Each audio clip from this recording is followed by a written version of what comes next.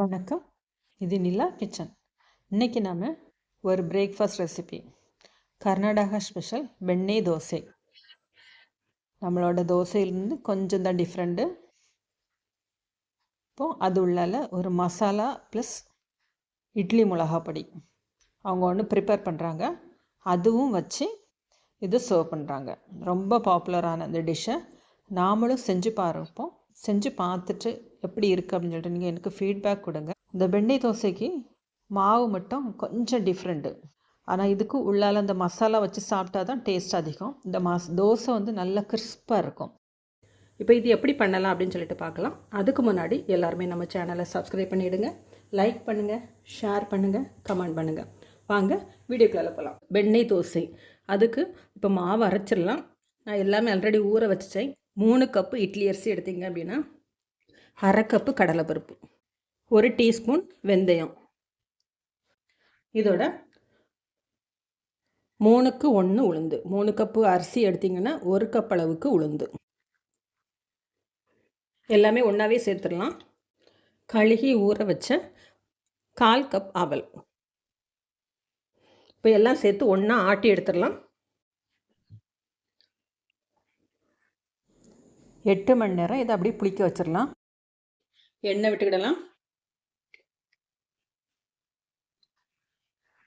எண்ணெய் சூடானோன்னா கடுகு சேர்த்துருங்க. கடுகு பொரியவும் உளுந்தம்பருப்பு,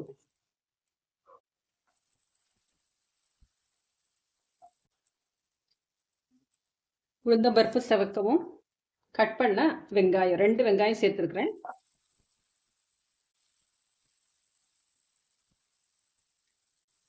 கொஞ்சமாக உப்பு சேர்த்துக்கிடுவோம்.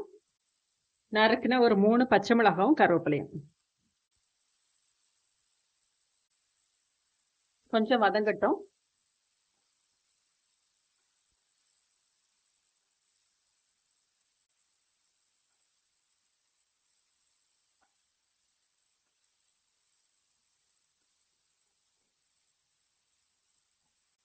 ஒரு 1/4 கப் தண்ணி, கொஞ்சமாக மஞ்சள் பொடி போட்டுடுங்க.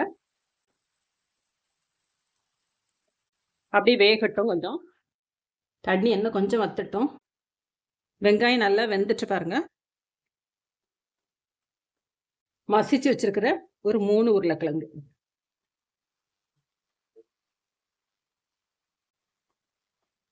டேஸ்ட்டுக்கு தேவையான அளவுக்கு உப்பு சேர்த்துடலாம். ஆல்ரெடி கொஞ்சம் வெங்காயத்துக்கு உப்பு சேர்த்துருப்போம். இப்போ உருளைக்கிழங்குக்கும் சேர்த்துடலாம். நல்லா மிக்ஸ் பண்ணிடுங்க.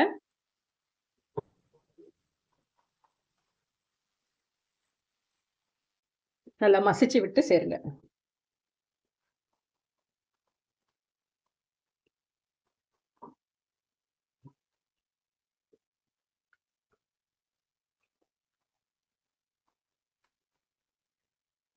தண்ணியாக இருக்கக்கூடாது, கொஞ்சம் நல்லா திக்காகவே இருக்கணும். ஏன்னா நம்ம தோசை மேலே வைக்கச்சில தோசை வந்து பிஞ்சு வந்துடக்கூடாது தண்ணி ஊறி.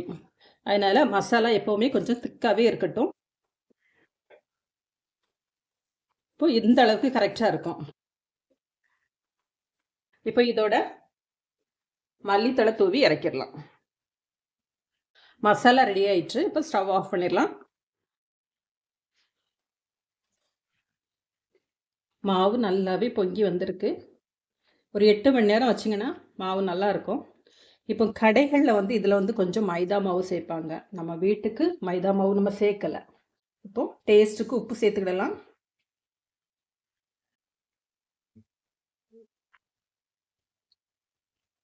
தோசை சுடத்தில் கரண்டி வந்து இது இப்படி ஃப்ளாட்டாக இருக்கணும்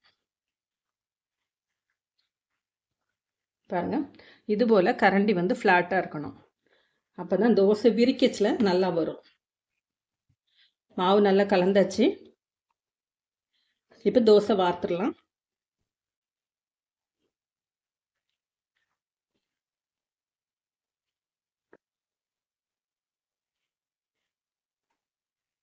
வெண்ணெய் தோசை அப்படிங்கிறதுனால நம்ம வெண்ணெய் தான் சேர்க்கணும்.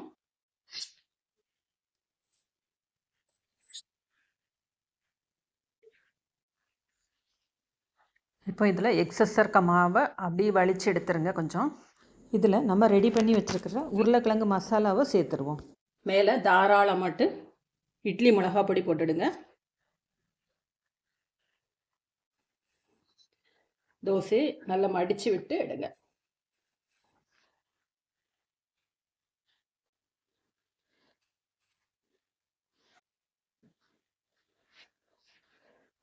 வெண்ணெய் வைங்க. நம்மளோட கர்நாடகா ஸ்பெஷல் வெண்ணெய் தோசை ரெடி ஆயிடுச்சு. இதே போல் நீங்களும் செஞ்சு சாப்பிட்டு பார்த்துட்டு எப்படி இருக்கு அப்படின்னு சொல்லிட்டு ஃபீட்பேக் கொடுங்க. தேங்க்யூ.